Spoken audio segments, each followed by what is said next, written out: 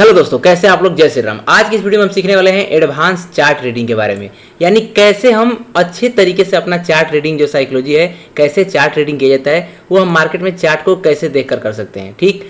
और ये जो एडवांस चार्ट रीडिंग का टेक्निक है, ये है मार्केट का लॉन्ग टर्म चार्ट एनालिसिस का ट्रिक। यानी हम इसमें डेली टाइम फ्रेम पर चार्ट का एनालिसिस करके देखेंगे कि मार्केट में अभी आगे कुछ दिनों तक कौन सा मूव आने वाला है, मार्केट अभी आगे किस तरफ मूव करेगा, ये चीज सीख जाएंगे कि कैसे वो चेक किया जाता है, कैसे मार्केट का एनालिसिस करके हम वो देख सकते हैं। ठीक। तो अभी देखिए, ये निफ्टी 50 का डेली टाइम फ्रेम का चार्ट है। अभी हम देखते हैं इस पे कि मार्केट अभी आगे किधर जा सकता है। अगर आप ध्यान से देखेंगे तो मार्केट पहले बियरिश ट्रेंड में मूव कर रहा था, लेकिन मार्केट अब अपना ट्रेंड शिफ्ट कर चुका है। कैसे? जो ये मार्केट में लास्ट सप्लाई जोन बना हुआ था, यहीं से जब मार्केट 2 बार फॉल किया था, तो मार्केट ये स्ट्रॉन्ग सप्लाई जोन को भी क्या किया है, ब्रेकआउट करके ऊपर चला गया है। बट ब्रेकआउट करने के बाद थोड़ा सा मूव किया, उसके बाद साइडवेज की तरह हो गया है। तो अब मार्केट यहाँ से किधर जा सकता है, देखिए अगर आप ध्यान से देखेंगे यहाँ पर, तो मार्केट में ये 23 तारीख का एक कैंडल बना हुआ था, जो आप हैमर समझ रहे हैं। ये दरअसल में हैमर नहीं है, ये क्या है, एक सेलिंग कैंडल है। क्यों? क्योंकि अगर आप पीछे देखिएगा तो मार्केट में ये जोन जहां पर मार्केट साइडवेज हुआ है, तो ये एक रेजिस्टेंस जोन है। ठीक। तो जब मार्केट रेजिस्टेंस पे ऐसा कैंडल बनाता है, जिसे हम हैमर समझ लेते हैं, ये हैमर नहीं होता है, ये क्या होता है,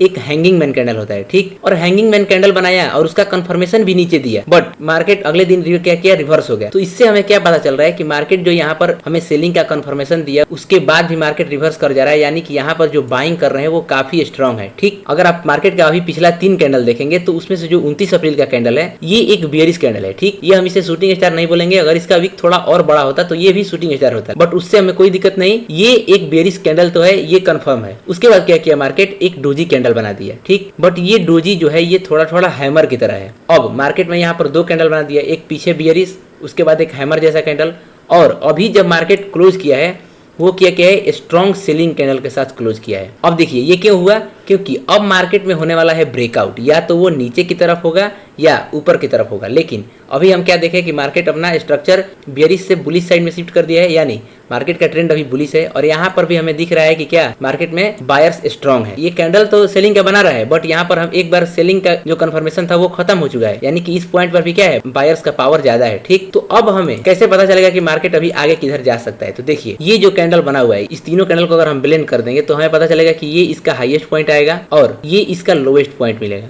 ये जो डोजी कैंडल बनाया है, ठीक, इसको मैं हटा दे रहा हूँ। यहाँ पर देखिए, ये अगर हम इस तीनों कैंडल को ब्लेंड करेंगे तो ऐसा हमें हाईएस्ट और लोएस्ट पॉइंट मिल जाएगा। ठीक। अब यहाँ पर ये हाईएस्ट और लोएस्ट पॉइंट को मैं क्यों बता रहा हूँ, अब देखिए होगा क्या, ये हाईएस्ट और लोएस्ट पॉइंट में से मार्केट जिसे भी ब्रेकआउट या ब्रेकडाउन पहले करेगा, मार्केट का चांस ज्यादा है कि उस तरफ ही जाएगा। लेकिन वहां पर हमें ये ध्यान रखना है कि जब ब्रेकआउट कर रहा है तो वो ग्रीन कैंडल से ब्रेकआउट करना चाहिए, और जब ब्रेक डाउन कर रहा है तो वो रेड कैंडल से होना चाहिए। ठीक। जैसे मान लीजिए आगे जब मार्केट खुलेगा या चलेगा, तो कुछ दिनों में क्या किया, मार्केट ऐसे नीचे एक कैंडल क्लोज कर दिया, जिस कैंडल का कलर क्या होगा, रेड होगा मान लीजिए। ठीक। तो क्या होगा, यहाँ से हमें ये पता चलेगा कि क्या भाई, मार्केट का स्ट्रक्चर यहाँ से बेरिश हो सकता है, बट हमें वेट करना है। क्यों? क्योंकि यहाँ पर नीचे से जो ये बायर्स है काफी स्ट्रॉन्ग है। तो मुझे तो जहां तक क्या लगता है कि इस दोनों पॉइंट में से मार्केट इस हाईएस्ट पॉइंट को ही ब्रेक करेगा और एक ग्रीन कैंडल क्लोज करेगा। क्यों? क्योंकि यहाँ पर बाइंग का स्ट्रेंथ ज्यादा दिख रहा है। ठीक है। अगर यहाँ पर सेलर्स पावरफुल मजबूत होते तो इसी कैंडल से मार्केट को वो नीचे लेके जा सकते थे, बट वो नीचे नहीं गया मार्केट। तो यहाँ पर 95% चांस है कि मार्केट इसे ऊपर ब्रेक करे, यानी ये रेजिस्टेंस का ब्रेकआउट होगा, बट ये पूरा 100% कंफर्म नहीं है। ठीक। तो आपको इसका मतलब ये नहीं कि बाइंग कर लेना है, नहीं, मार्केट यहाँ से गिर भी सकता है। वो हम डिसाइड कब करेंगे, जब इसका हाई और लो में से किसी का ब्रेकआउट या ब्रेकडाउन होगा। ठीक। मैं आपको केवल ये बताया कि चांस किसका ज्यादा है। तो ऐसे ही हमें कैंडल चार्ट देखना होता है। जैसे मैं यहाँ पर क्या किया, जब मार्केट क्लोज हुआ है उसके 2-3 कैंडल पीछे देखा कि मार्केट कैसे मूव कर रहा है। ठीक। तो यहाँ से हमें पता चला कि मार्केट में अभी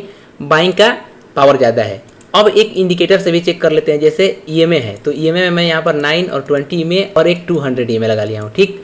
तो 920 ईएमए भी क्या बता रहा है कि मार्केट बुलिश है। और अगर आप यहाँ पर 200 ईएमए भी देखिएगा, जो कि ये येलो वाला है, ये 200 ईएमए के ऊपर ही मार्केट ट्रेड कर रहा है, यानी मार्केट में जो ये 200 वाला ईएमए है, ये मार्केट के बड़े ट्रेंड को दिखाता है, यानी मार्केट में अभी बुलिश का ही ट्रेंड ज्यादा है। ठीक। तो यहाँ पर ईएमए भी बता रहा है कि मार्केट अभी बुलिश साइड में जा सकता है, और हमें कैंडल स्टिक का साइकोलॉजी भी बता रहा है कि मार्केट में अभी बुलिशनेस आ सकता है। बट ये सारा चीज को हम 100% नहीं मान लेंगे। इसी तरीके से चार्ट का एनालिसिस करते हैं। अगर आपको समझ में आया होगा तो नीचे कमेंट करिएगा। मिलते हैं आपसे नेक्स्ट वीडियो में, तब तक के लिए जय श्री राम।